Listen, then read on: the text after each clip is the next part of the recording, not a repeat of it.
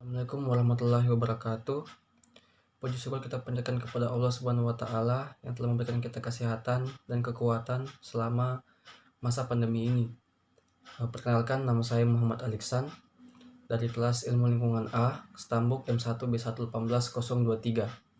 Di sini saya akan mempresentasikan PowerPoint saya dari mata kuliah Sanitasi dan Kesehatan Lingkungan. Dan materi yang saya akan presentasikan yaitu sanitasi air bersih.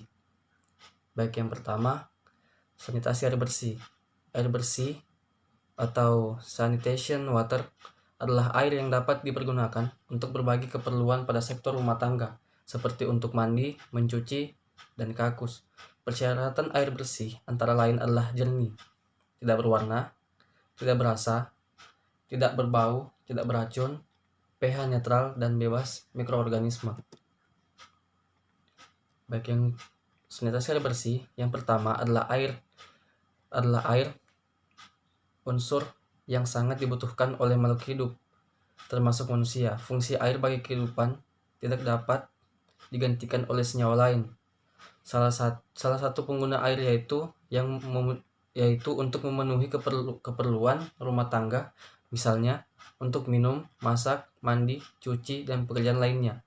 Yang kedua, sanitasi dan perilaku kebersihan yang buruk serta air minum yang tidak aman berkontribusi terhadap 88% kematian anak akibat diare di seluruh dunia.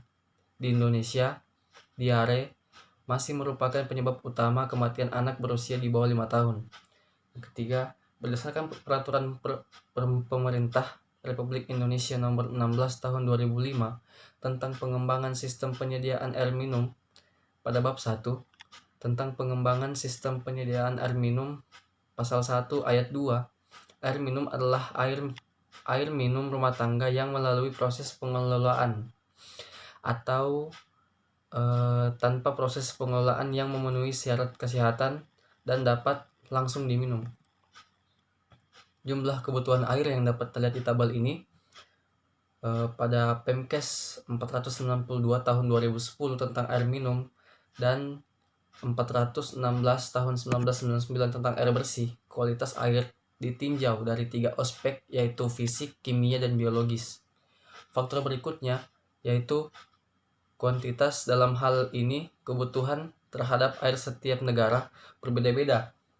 Untuk negara maju, kebutuhan akan air bersih yaitu 60-120 liter per orang atau per hari. Sedangkan pada negara berkembang, kebutuhan air bersih yaitu 30-60 liter per orang atau per hari. Pada negara berkembang, umumnya air digunakan untuk keperluan dasar seperti memasak, minum, MCK atau mandi, cuci kaki.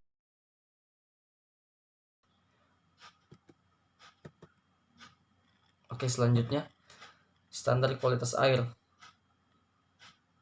dapat kita lihat pada layar berikut. Ya, selanjutnya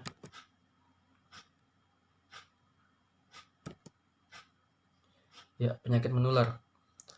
Waterborne disease yaitu penyakit yang ditularkan langsung melalui air. Penyakit melibatkan media air dalam proses minum, di mana air yang diminum mengandung penyebarannya,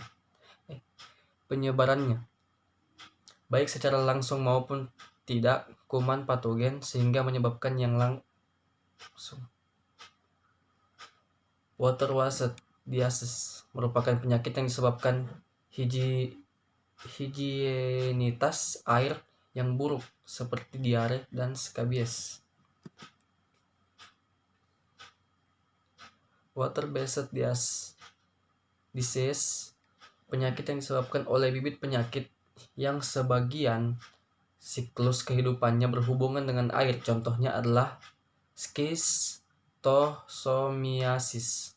Penyakit schistosomiasis disebabkan parasit oleh cacing